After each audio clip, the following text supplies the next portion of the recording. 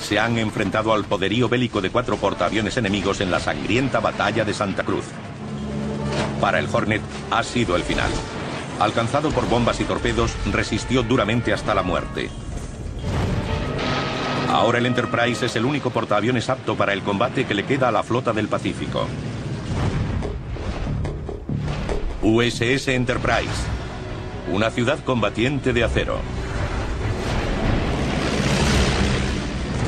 Es el barco más respetado y condecorado de la Segunda Guerra Mundial. En este campo de batalla de 360 grados, donde las amenazas acechan en los mares, en el cielo y bajo el agua, los enemigos del Enterprise podrían estar en cualquier parte y en todas partes. No hay donde huir cuando la batalla nos rodea. Batalla a 360 grados. El Enterprise contra Japón. Viernes 13 de noviembre de 1942. 1:48 de la madrugada. El crucero antiaéreo USS Atlanta patrulla las oscuras aguas de la isla de Guadalcanal en el Pacífico Sur.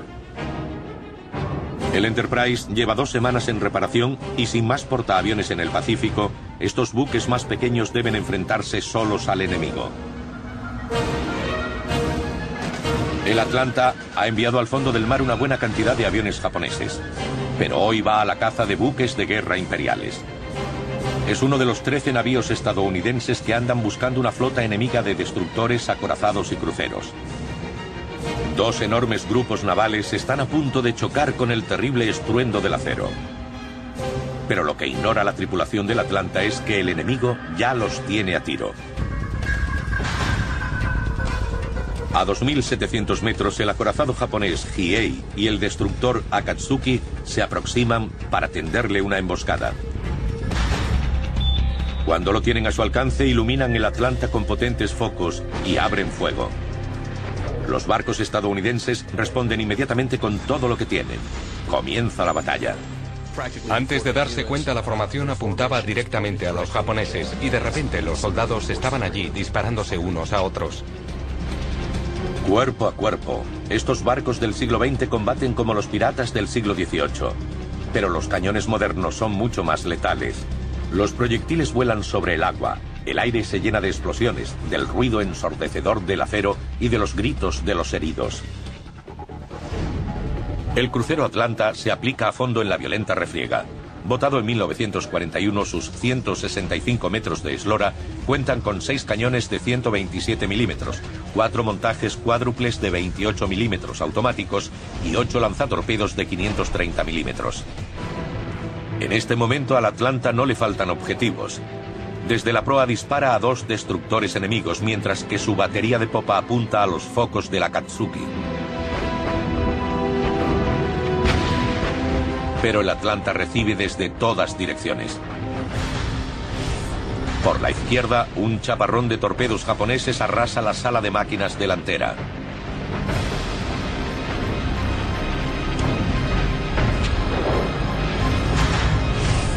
Y por la derecha, en la confusión de la oscuridad, un crucero de su propia flota le dispara a la cubierta.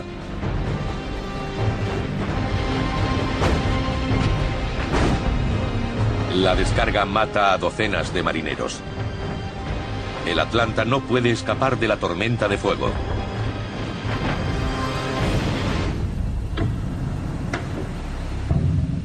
Cuando amanece sobre las aguas teñidas de sangre, las cosas van mal para la flota norteamericana. De nuevo podría repetirse lo de Santa Cruz. 2 semanas y media antes, 26 de octubre de 1942. El USS Enterprise es alcanzado en la batalla de Santa Cruz. Una bomba penetra en la cubierta de vuelo y rompe el casco. Chorreando combustible y la sangre de los heridos, es un milagro que aún siga a flote. 4 días más tarde llega a la base estadounidense de Noumea, Nueva Caledonia, para ser reparado. Los obreros trabajan día y noche para restañar las heridas del Enterprise. No es un barco cualquiera, es el único portaaviones norteamericano que queda en el Pacífico, pieza clave para rechazar la amenaza imperial. y debe volver pronto al combate. Sabían que la Armada y el país lo necesitaban. Era el único portaaviones que quedaba. Tenían que volver a la mar para continuar la lucha y vencer a los japoneses. Después de perder el Hornet en Santa Cruz, éramos el único portaaviones que quedaba. Recuerdo que los marineros ponían carteles en la cubierta de vuelo que decían: el Enterprise contra Japón. Pero el Enterprise aún no está listo para el combate, y Japón vuelve a la carga. El epicentro de las hostilidades está en Guadalcanal, en las Islas Salomón del Pacífico Sur. Aquí los dos bandos libran una guerra de desgaste. Cada uno trata de acabar con el otro. Los marines estadounidenses controlan la codiciada pista de Campo Henderson que arrebataron al enemigo hace 3 semanas, pero están con el agua al cuello. En este punto, la iniciativa la tienen los japoneses. Han hundido el Hornet, han dañado seriamente el Enterprise y todavía tienen la fuerza naval necesaria para combatir en Guadalcanal. Teníamos que enviar más tropas y suministros allí lo antes posible. Mientras el Enterprise es reparado, el almirante japonés Yamamoto, el cerebro del ataque a Pearl Harbor, idea un plan para desalojar definitivamente a los marines de Guadalcanal.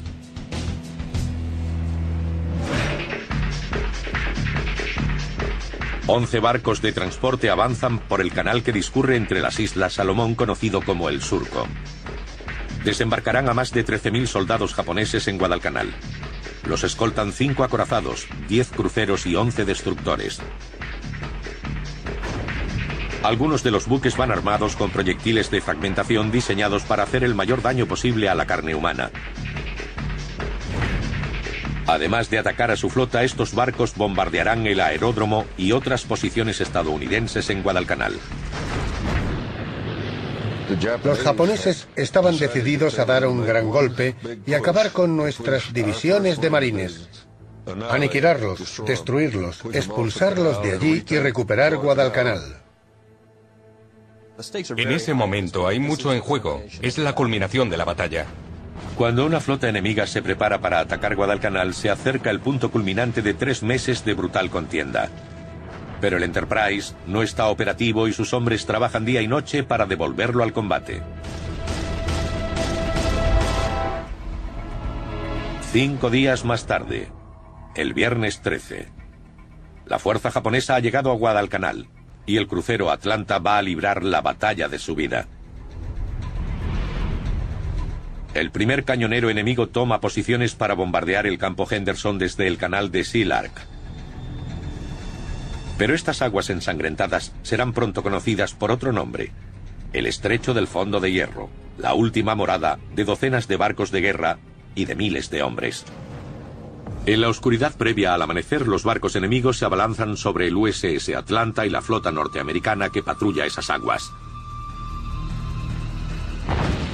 Como agresivos barcos piratas se intercambian disparos de borda a corta distancia, y el crucero Atlanta está en medio de la tormenta. Las explosiones de los proyectiles y el resplandor naranja de las balas trazadoras iluminan la noche. Japoneses y norteamericanos se mortifican mutuamente con brutales andanadas en el Estrecho del Fondo de Hierro. El destructor Akatsuki estalla con los impactos directos de la artillería de 6 barcos norteamericanos. El destructor USS Laffey se acerca a la borda del acorazado Hiei y bate sus cubiertas con un torrente de proyectiles de 127 milímetros y de ametralladoras. Desde la isla, los marines observan el desarrollo de la épica batalla que se prolonga durante horas. Uno de los oficiales supervivientes de la Armada estadounidense describió esta acción como una trifulca en un bar con las luces apagadas, y así es como fue. El amanecer revela una escena apocalíptica. Las aguas de Guadalcanal están cubiertas de petróleo, despojos y restos humanos. Cientos de marineros, incluidos 2 almirantes estadounidenses, han muerto en una de las batallas navales más cruentas de la guerra. Durante toda la mañana, un remolcador surca las ensangrentadas aguas, rescatando marineros estadounidenses. La mayoría de los supervivientes japoneses son exterminados. Entre las bajas del 13 de noviembre está el crucero USS Juno, Cuando se hundió el barco, se ahogaron los 5 hermanos Sullivan de Waterloo, Iowa. Debido a la pérdida de los 5 hermanos Sullivan en el Juneau, la Armada implantó la política de superviviente único, según la cual el único hijo superviviente de una familia debía ser reasignado a un destino no peligroso. La idea era que una familia no perdiera a todos sus hijos en combate si seguían en un destino peligroso. Así que el único superviviente debía cambiar de destino para no correr riesgos. La mañana del 13 de noviembre es una de las más negras en la historia de la Marina de Estados Unidos. El horrible saldo: los cruceros Atlanta y Juneau perdidos, el USS Laffey y 4 destructores hundidos, otros 4 barcos más dañados y más de 1.400 hombres muertos. De nuevo, la Armada de Estados Unidos ha tenido que pagar un precio terrible por conservar Guadalcanal un día más. Pero la esperanza surge en el horizonte. 13 de noviembre, 7 de la mañana. En solo 2 semanas, el USS Enterprise sale de los astilleros y parte hacia el combate. La aparición repentina del fantasma gris coge por sorpresa a los japoneses. Pensaban que habían hundido el Enterprise y el Hornet. Sabían que habían hundido el Hornet y pensaban que el Enterprise había quedado inutilizado. Pero es una batalla que los hombres del Gran E nunca eludirían, contra viento y marea.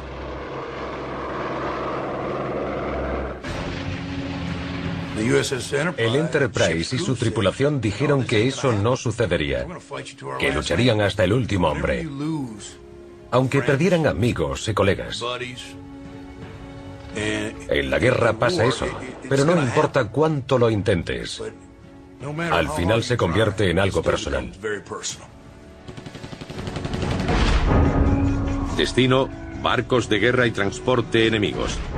Objetivo: evitar que Japón desembarque refuerzos en Guadalcanal.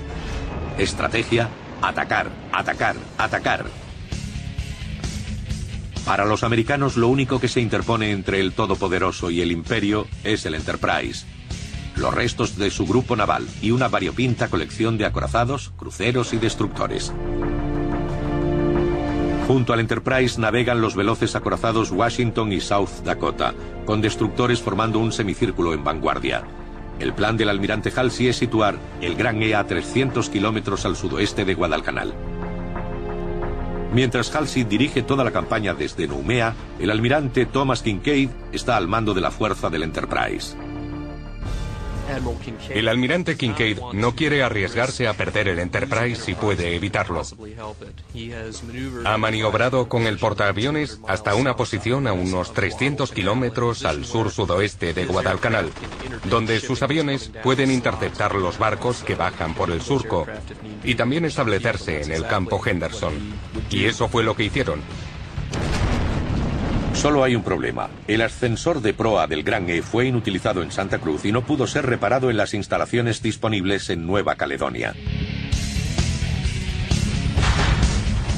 Y este ascensor es clave para el despegue y aterrizaje de aviones durante la batalla.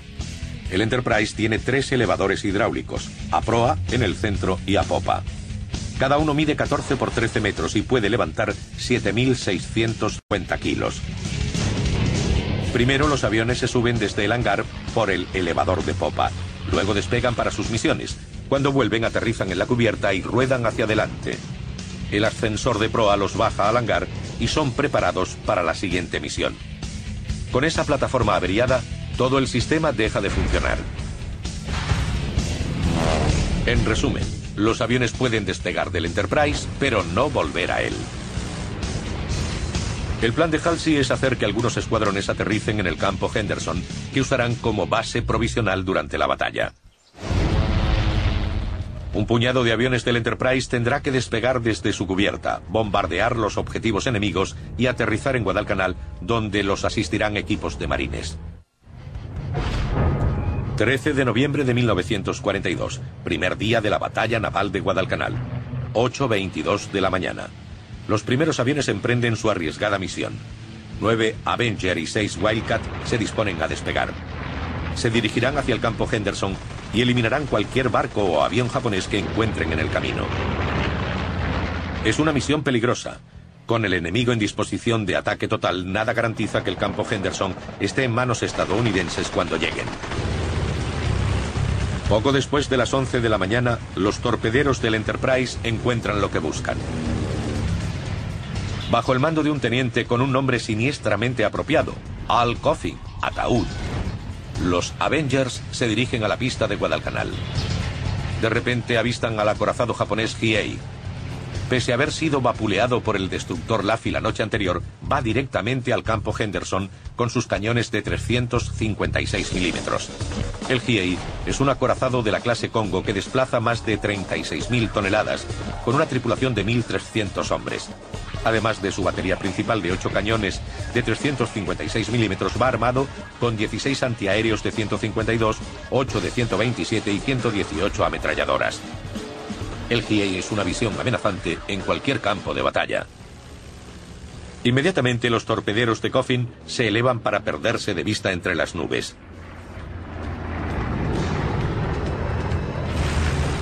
Su objetivo es dividirse en dos grupos y maniobrar a posición de ataque para hundir el buque imperial. Los dos grupos atacarán al acorazado, uno por babor y el otro por estribor. El Hiei no tendrá escapatoria. Allá donde vire se encontrará con los torpederos del Enterprise. La tripulación del acorazado japonés no tiene ni idea de que está a tiro de los torpedos de Coffin. Los Avengers surgen de las nubes en dos formaciones, a unos 3 kilómetros de la proa del enorme navío.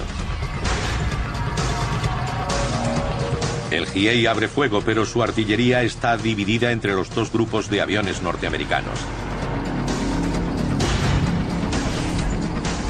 A 800 metros de distancia, los aviadores del Gran E están a solo 45 metros del agua cuando sueltan sus torpedos.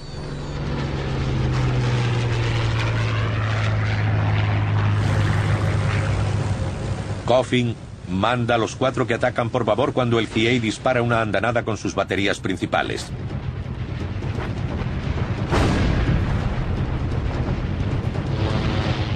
Los Avengers se elevan y huyen como alma que lleva el diablo hacia el campo Henderson.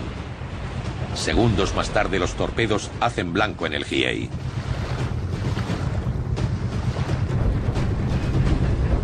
Lenta y pesadamente vira a estribor. Su timón está destrozado, está indefenso. Sorprendentemente, 3 de los 8 torpedos norteamericanos han cumplido su cometido. Eso era toda una hazaña en esa época porque los torpedos eran muy lentos. La capacidad del avión es una mezcla de tecnología y tus dotes de piloto. Por entonces, la tecnología no era gran cosa. Así que la habilidad de los pilotos jugaba un papel mucho más importante que hoy.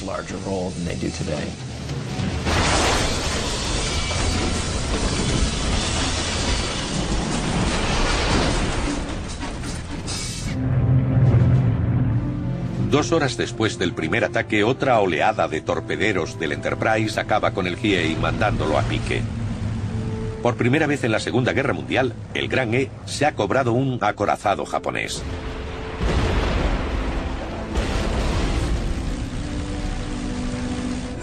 Creo que deben llevarse el mérito de hundir el primer acorazado. Creo que ese fue el primer acorazado que hundimos. Sentías la victoria cada vez que hundíamos uno de sus barcos o derribábamos uno de sus aviones. Hay batallas navales desde hace siglos, desde los barcos con casco de madera, y cuando un barco se hunde, ya no puede combatir. Una cosa es eliminar a una persona, pero al eliminar un navío que transporta 100, 1000 o 5000 personas, multiplicas el daño que le infliges a tu enemigo y tu capacidad de perseguir objetivos. Y además, te has enfrentado, tú sales ileso y él no.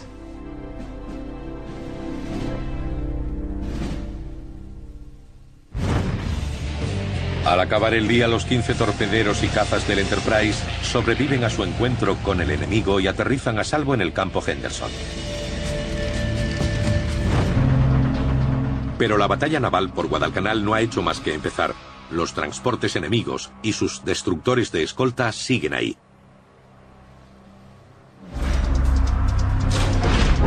14 de noviembre de 1942. Segundo día de la batalla naval de Guadalcanal. 2 de la tarde. Bajo la cubierta de vuelo, técnicos y mecánicos se preparan para lanzar otro ataque. La cubierta de hangares es una de las más importantes del barco. Aquí se estacionan y preparan para la batalla los aviones del Gran E. Cientos de marineros se ocupan del mantenimiento, las reparaciones y de los almacenes. En el hangar se guarda un arsenal de ametralladoras, bombas, torpedos y munición. Y no hay momento que perder. Los bombarderos en picado Dauntless del Enterprise han recibido la orden de destruir los transportes enemigos cargados de tropas. Como todos los convoyes enemigos que bajan por el surco, esta fuerza es llamada el Tokyo Express. Ahora mismo, la mayor amenaza para los marines de Guadalcanal son esos refuerzos enemigos. Esa misma tarde, otra escuadrilla del Enterprise había descubierto y dañado seriamente varios transportes, pero todavía quedan 7 y se dirigen a Guadalcanal. Al caer la noche, los marines podrían tener otros 8.000 soldados enemigos apretándoles el cuello. Intentaban desembarcar tropas y suministros de los destructores y otros barcos más pequeños. Y nosotros seguíamos hostigándolos para impedírselo. El artillero y operador de radio Jack Glass, recientemente ascendido desde la cubierta de vuelo, ha sobrevivido a las batallas de la Salomón y Santa Cruz. Pero esta será su primera misión de combate en el aire. Ya no quería quedarme en la cubierta de vuelo. Me parecía que donde mejor se estaba era volando. Otro superviviente de Santa Cruz es el piloto Bruce McGraw de Texas. El comandante Coleman vino a la sala de radio y nos dijo: encontrad esos transportes. Si los japoneses desembarcan los 11 barcos, jamás conservaremos el poco terreno que tenemos, y será la peor catástrofe de la historia de Estados Unidos. Era la vieja rutina de salir a intentar encontrarlos. Y si los encontrábamos, intentábamos hundirlos. El ataque aéreo del Enterprise está formado por 8 SBDs de los escuadrones de reconocimiento y bombardeo, escoltados por los cazas del escuadrón 10 mandado por Jimmy Flatley. Por supuesto, trabajamos juntos, como si fuera una unidad, un escuadrón. Tuvimos la suerte de contar con Jimmy Flatley, que era jefe del escuadrón 10, y tenía 12 Wildcat. La mayoría de ellos había entrado en combate. Flatley ya es una leyenda de la aviación naval y un héroe a bordo del Gran E. Maestro de la táctica y as del combate, él apodó a los pilotos de los Wildcat del Enterprise los segadores tenebrosos. A 300 kilómetros, los barcos de transporte de tropas y su escolta de destructores se acercan a Guadalcanal. Un ataque aéreo combinado del Enterprise ya ha causado estragos a estos buques. Ahora le toca asestar el próximo golpe a Jimmy Flatley y sus segadores. El humo de los impactos de las bombas señala a los barcos como dianas al grupo de Flatley. A 5 kilómetros de altura, los bombarderos y cazas de Flatley avanzan hacia la última posición conocida de los transportes. Teníamos las armas cargadas y montadas y todo comprobado. Llevábamos bombas de 450 kilos y fuimos directos hacia los transportes. 4:15 de la tarde. Los aviones de Flatley están sobre la flota enemiga. Desde 5.000 metros de altura, Flatley puede ver claramente 7 transportes dañados humeando. Los tiene exactamente donde los quiere. Inmediatamente, Flatley, con la cabeza fría, dispone un plan de combate. 1 a 1 envía a cada piloto de bombardero contra un transporte enemigo. Todos los aviones tendrán la oportunidad de arrojar una carga letal si no son derribados por un destructor. La coordinación debe ser perfecta. 5.000 metros bajo los SBD, los 7 transportes están desplegados, uno junto al otro en 2 filas.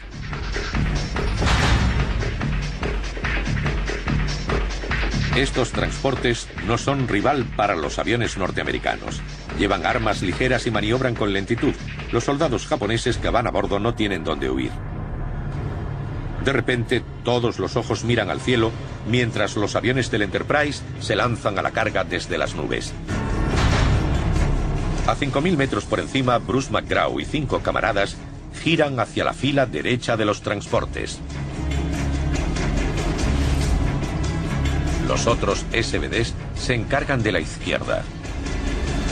El operador de radio, Jack Glass, está en la ametralladora de cola de uno de ellos.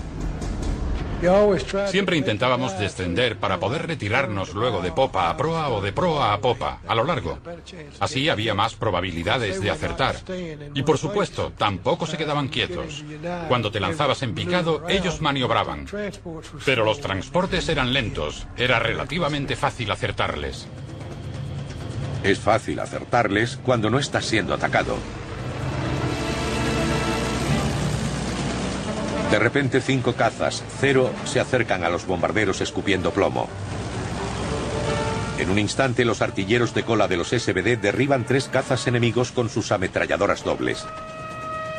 Ahora los bombarderos del Enterprise inician el picado sobre los transportes enemigos. El fuego antiaéreo no era muy eficaz porque esos transportes no llevaban mucho.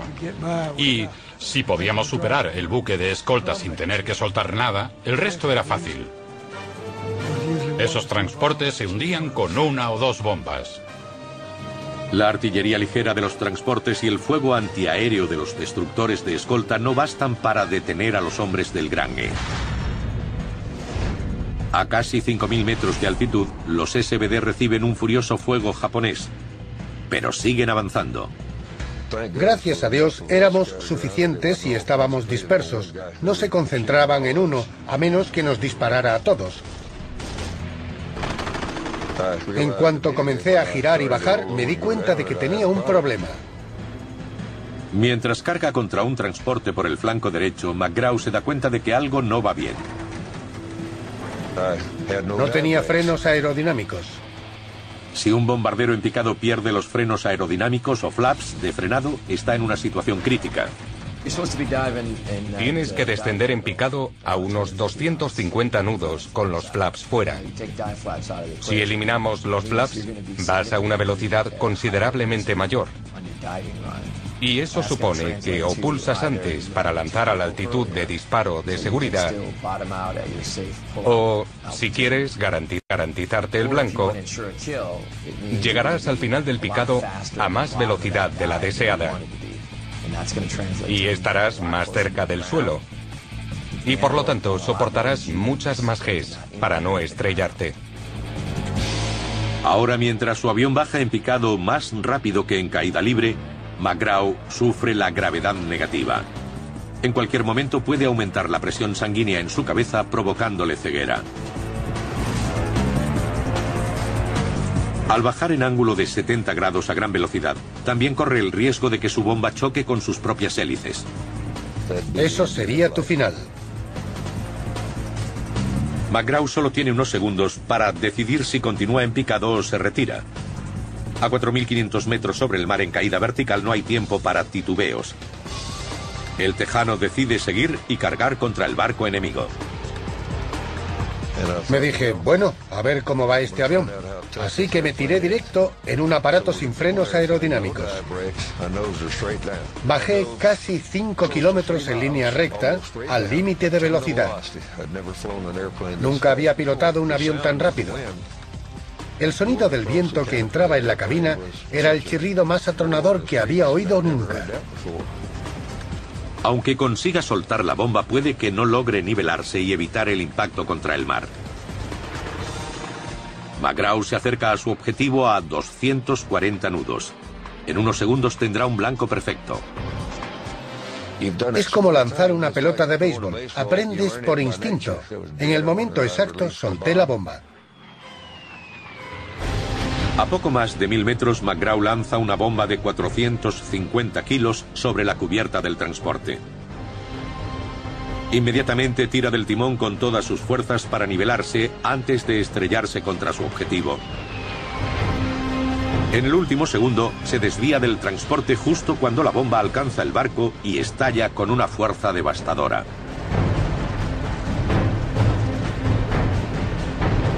Sorprendentemente ha impactado en el centro del barco. Ha reventado un costado del casco y ha matado a todos los marineros y soldados japoneses atrapados en el radio de la explosión. El transporte se detiene abruptamente y empieza a escorarse para irse a pique. McGraw consigue nivelar el avión y huir. Cuando trabajas con un sistema de combate que no es totalmente funcional, debes estar más atento a lo que tienes. Probablemente se acercó un poco más de lo que debía para tratar de compensar esa deficiencia. Es significativo que pudiera superar la dificultad de no tener flaps. Y McGraw no ha terminado. Al pasar junto a un destructor enemigo a baja cota, su artillero lanza una ráfaga de plomo. Con la misión cumplida, McGraw se dirige al campo Henderson de Guadalcanal.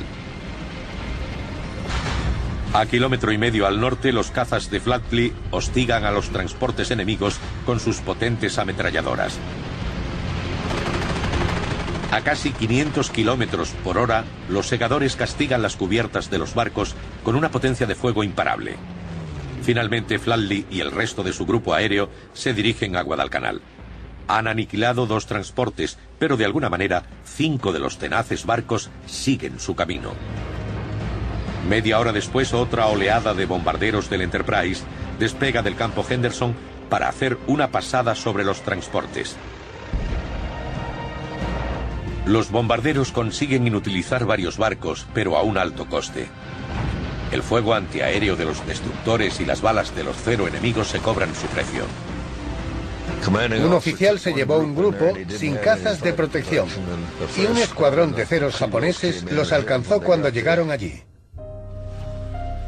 Entre los aviadores del Enterprise que caen está el amigo de McGraw y compañero de Santa Cruz, Warren Welch.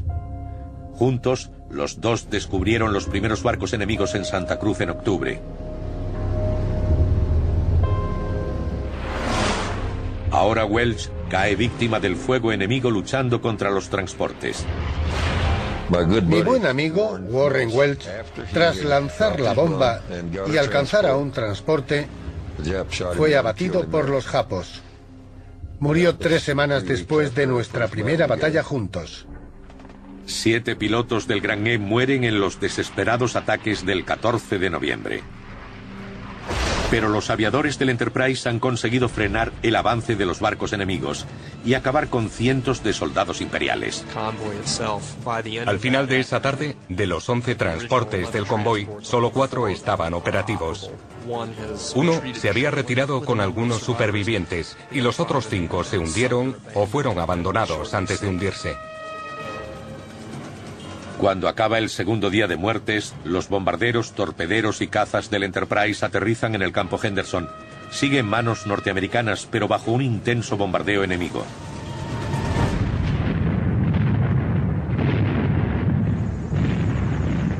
Llegar al campo Henderson es casi tan letal como combatir en el aire.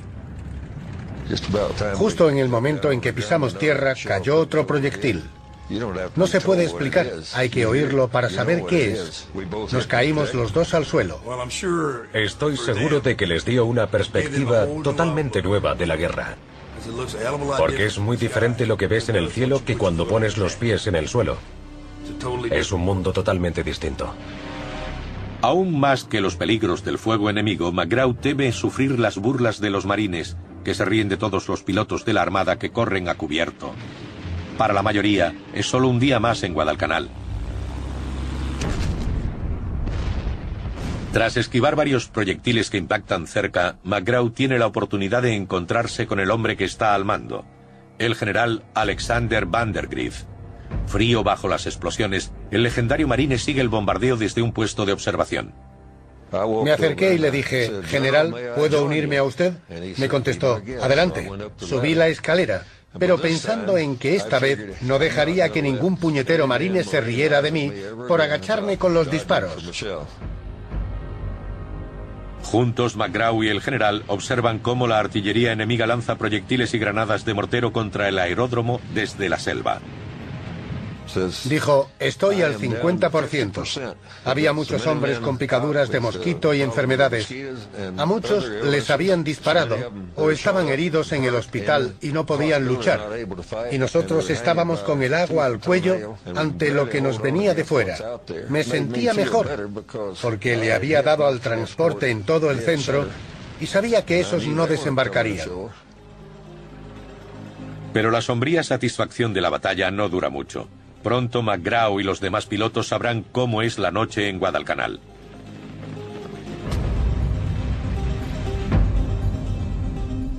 Llegó un momento en que se hizo muy oscuro. Uno de los marines me dijo, te voy a enseñar dónde vas a vivir.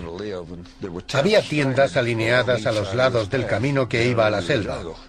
Pasamos la primera tienda, fuimos a la segunda, que estaba a la derecha, y dijo, esta es la tuya.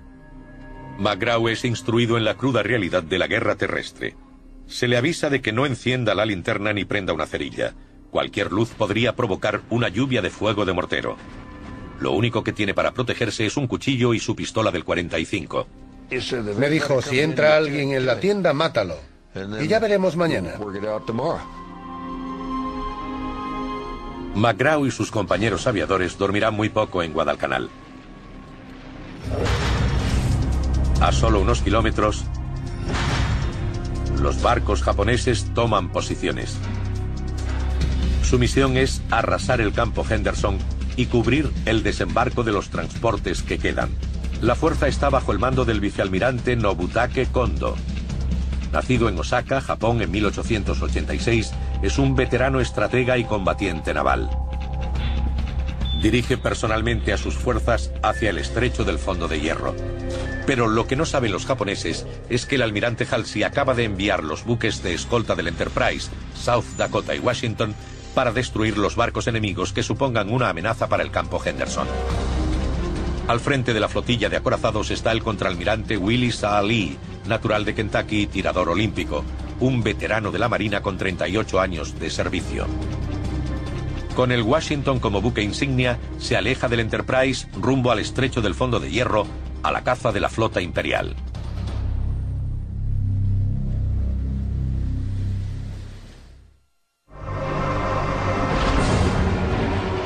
...14 de noviembre de 1942...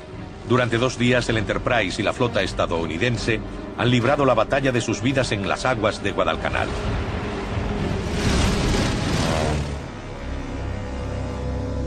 Ahora, en la oscuridad de la noche, una flota enemiga encabezada por el acorazado Kirishima está a punto de machacar a las fuerzas norteamericanas de la isla con un bombardeo masivo. Pero los japoneses no saben que los acorazados South Dakota y Washington han sido enviados a detenerlos y enviarlos a pique. Desde el puente del Washington, el almirante envía un mensaje al resto de la flota. Apartaos, voy a pasar.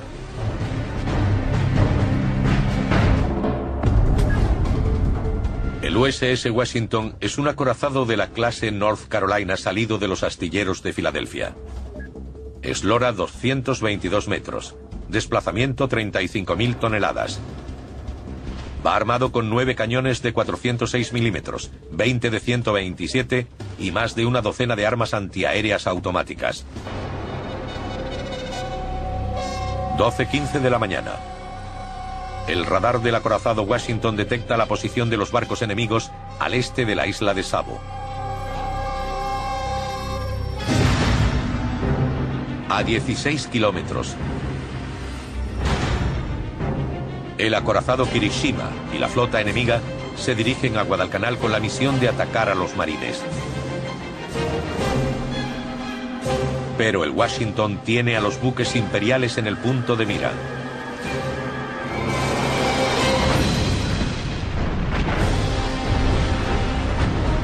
Los grandes cañones de 406 milímetros abren fuego antes de que los japoneses puedan reaccionar.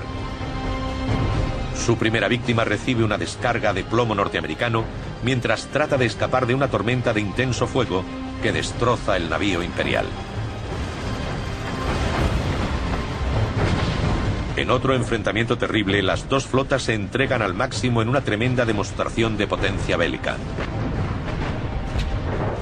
En menos de 3 minutos, el Washington hace 42 disparos con su batería principal.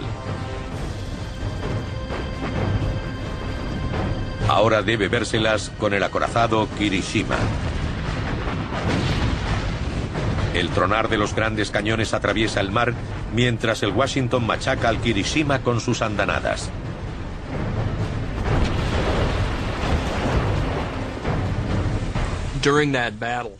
En esta batalla es interesante que cada bando escogiera predominantemente un tipo de arma. Los estadounidenses combatían con un armamento más pesado. Los japoneses empleaban mucho más los torpedos, pero aún así, en esta batalla, no consiguen sacar ventaja en la cuenta de torpedos. Desde la playa de Guadalcanal, los pilotos del Enterprise y los marines pueden ver el resplandor de la masacre nocturna. Estaban a 30 kilómetros, pero sonaba como en la tienda de al lado. Eran los acorazados, 1 contra 1. Desde donde estábamos podíamos ver los fogonazos de los cañones grandes de los acorazados y los cruceros y los más pequeños de 127 milímetros. Los japoneses nos disparaban. Fue una batalla horrenda.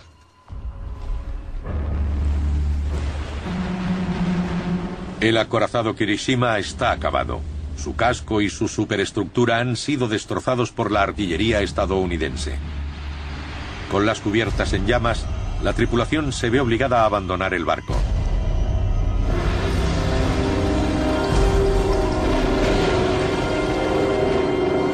El USS Washington es el único acorazado estadounidense que hundió un acorazado enemigo en la Segunda Guerra Mundial. Ahora él y el South Dakota arremeten contra los cruceros y destructores japoneses, disparando rápidas andanadas con los cañones de 406 y 127 milímetros.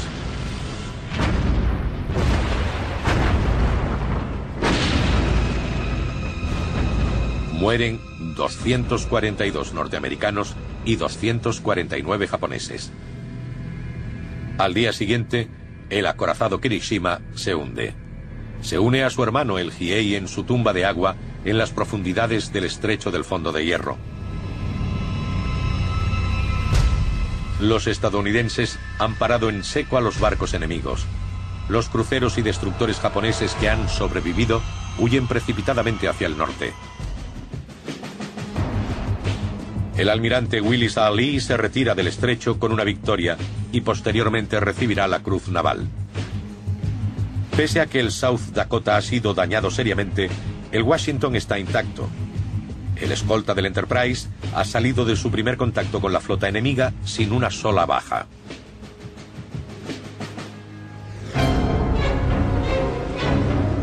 Pero con la tenue luz del amanecer, 4 transportes desembarcan en Guadalcanal a las tropas imperiales.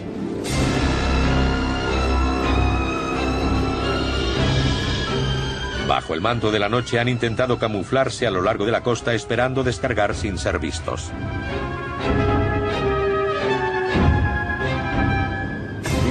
Los barcos trataban de pasar desapercibidos como fuera. La noche es un buen escondite porque no se puede distinguir una estela en la oscuridad. Cuando se localiza visualmente un objetivo, se puede distinguir una estela a kilómetros de distancia de donde está el barco.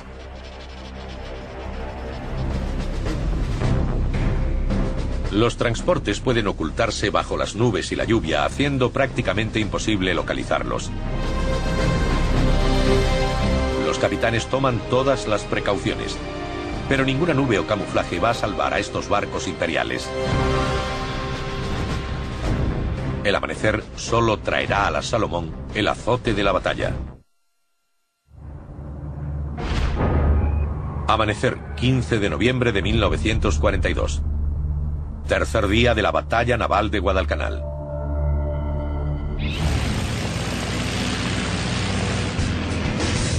Desde la devastada pista del campo Henderson, Bruce McGraw y sus camaradas del Enterprise salen en busca de los 4 transportes enemigos que han sobrevivido. Los bombarderos despegan uno tras otro. Lo que pase en las próximas horas podría decidir el destino de Guadalcanal. En cuanto se elevó el avión por encima de los árboles, pudimos ver los transportes. Estaban allí.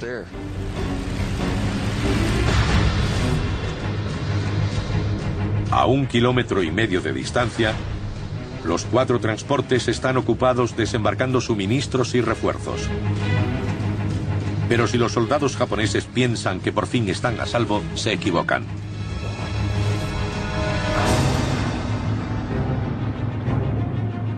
De repente, una oleada de bombarderos, cazas Wildcat y torpederos Avenger oculta el sol naciente sobre Guadalcanal. No hay donde esconderse. Las ametralladoras de los Wildcat barren los transportes y las playas, destrozando literalmente al enemigo. Sé que muchos japoneses saltaron de esos barcos y se ahogaron allí mismo, porque había más profundidad de la que pensaban. Cuando llegamos, el agua ya estaba llena de japoneses muertos.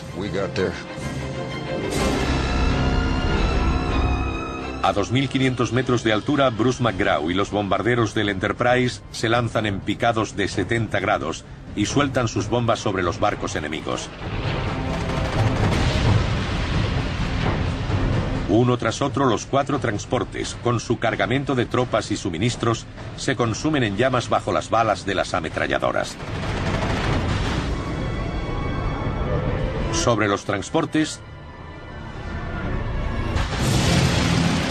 Al Coffin, que dirigió el ataque contra el acorazado Hiei, lanza una bomba sobre su objetivo. Lo alcanza de lleno. Otro transporte destripado. Los japoneses no pueden hacer nada para detener la matanza. Es una carnicería. En pocas horas, los 4 barcos de transporte son destruidos junto a cientos de soldados imperiales y todos los suministros bélicos.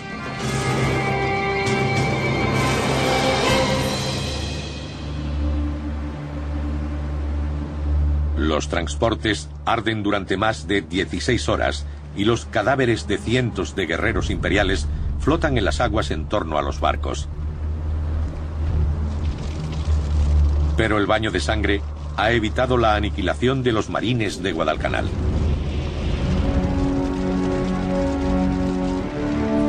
Fue el último intento de los japoneses de recuperar Guadalcanal. Nosotros estábamos allí y los rechazamos. Localizamos los 10 o 12 transportes que venían a tomar Guadalcanal y los pillamos a todos con las tropas embarcadas.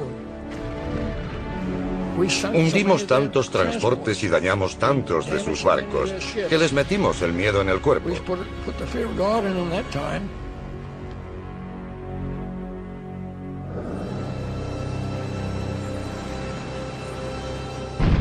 Después de más de 3 meses de terribles combates en la selva, en el aire y en el mar, el ejército de Estados Unidos por fin ha inclinado la balanza a su favor en Guadalcanal. El campo Henderson ya pertenece a los marines para siempre. Con las cruentas batallas de las Salomón y Santa Cruz todavía en los corazones y el recuerdo de su tripulación, el Enterprise ha salido victorioso y se ha tomado la revancha. Cuando informaron de que nos habíamos hecho con Guadalcanal definitivamente, nos pusimos muy contentos, felicísimos. La batalla fue larguísima y perdimos a muchos hombres. Muchos amigos míos resultaron heridos. De regreso en Guadalcanal, Bruce McGraw y los pilotos de bombarderos del Enterprise reciben un agradecimiento especial de los curtidos gruñones a los que han salvado literalmente del exterminio. Se pusieron a repartirnos recuerdos. Uno me dio una bandera japonesa grande, con símbolos en japonés alrededor. Era una bandera personal, pertenecía a una persona. Decían que cuando un japonés recibía una de esas banderas, los amigos escribían en ellas mensajes de despedida y buena suerte. Creo que nunca he sido tratado con tanta hospitalidad y tantas expresiones de cariño como por esos marines del frente.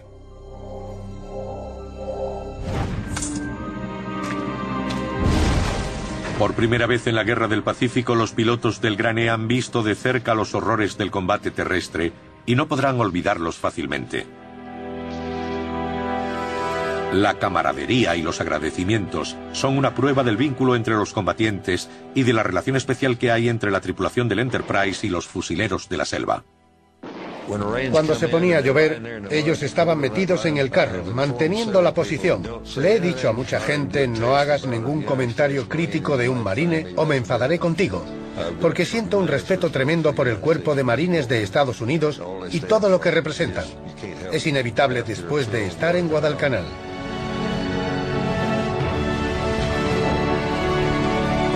Cuando silban las balas, no sirve de nada estar en la armada, en los marines o en el ejército, o ser hombre o mujer. Da igual. Cuando silban las balas solo importa una cosa: que somos americanos. Y se acabó.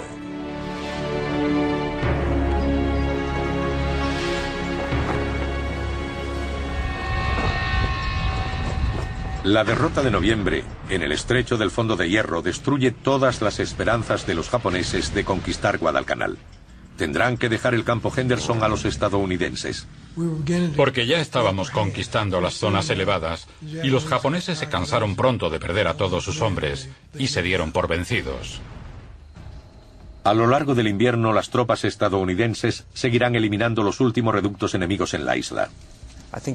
Creo que eso plantó las semillas dentro de la maquinaria japonesa para que reexaminaran la situación y empezaran a considerar lo impensable, que tenían que irse de Guadalcanal. Tendrían que evacuarla.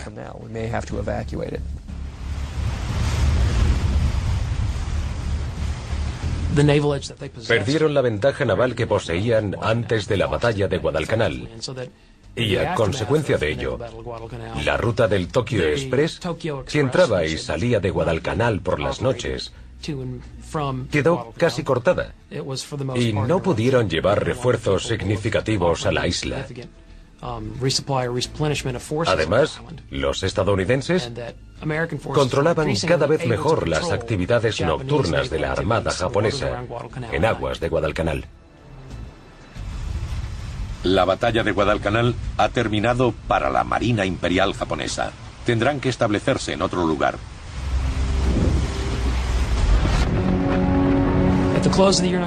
A finales del año 1942, el portaaviones Enterprise, su dotación aérea y su tripulación habían soportado casi todos los combates que pudo entablar Japón.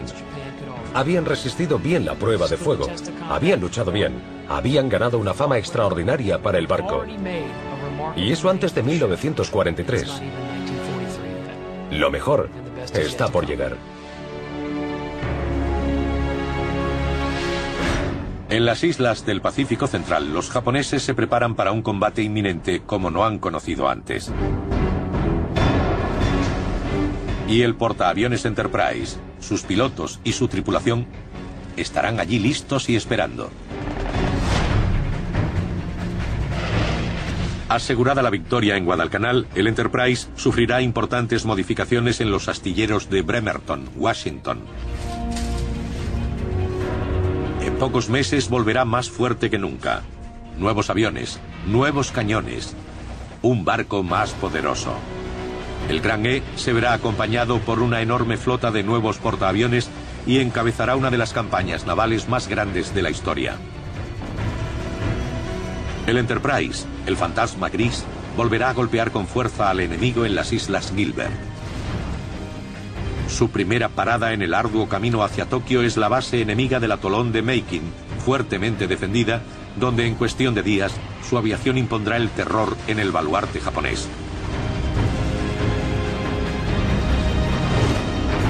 Y en la oscuridad de la noche, el Enterprise hará historia.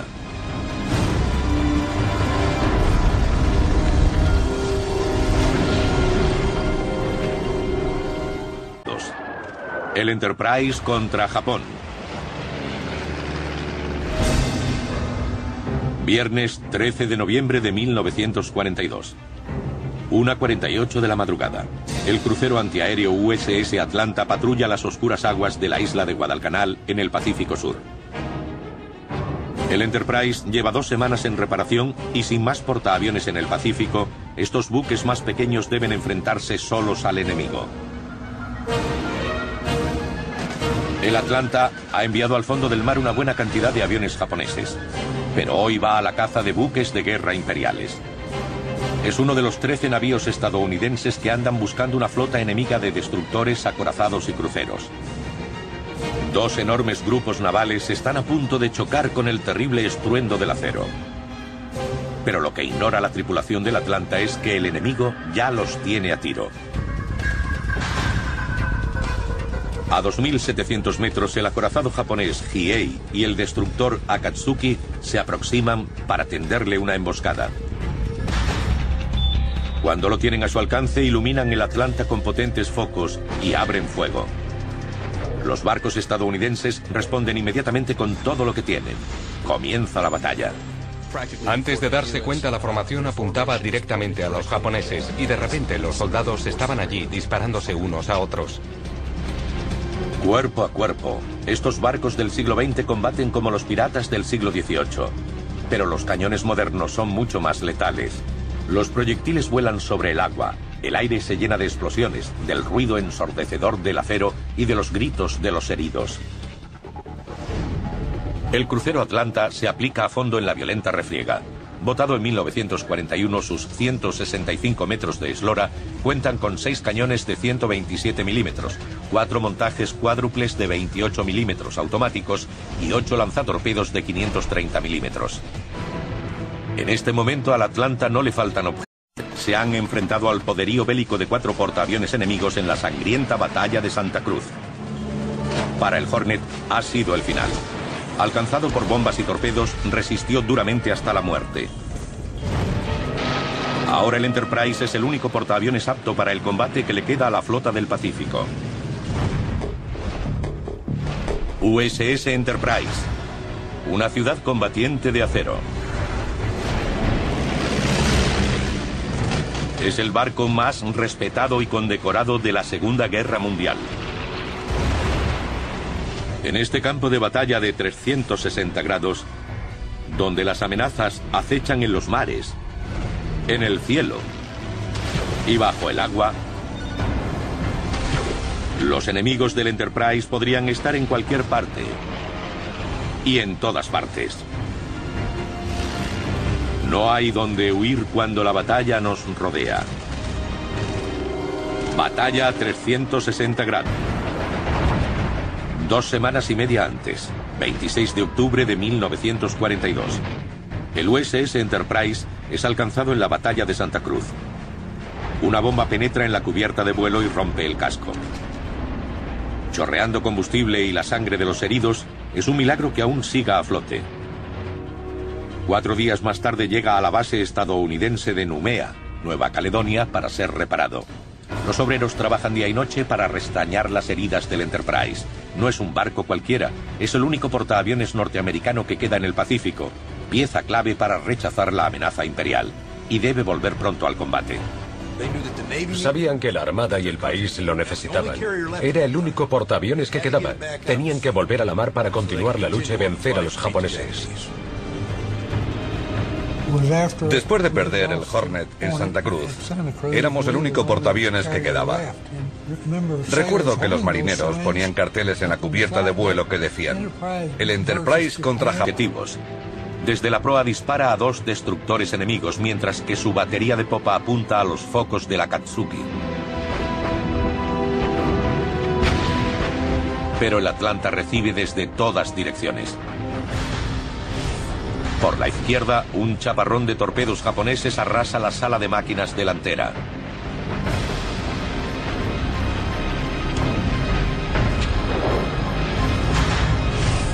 Y por la derecha, en la confusión de la oscuridad, un crucero de su propia flota le dispara a la cubierta.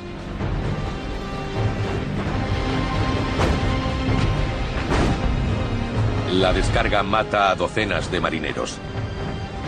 El Atlanta no puede escapar de la tormenta de fuego.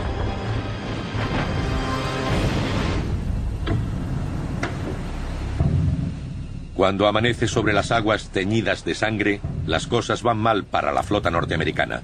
De nuevo podría repetirse lo de Santa Cruz.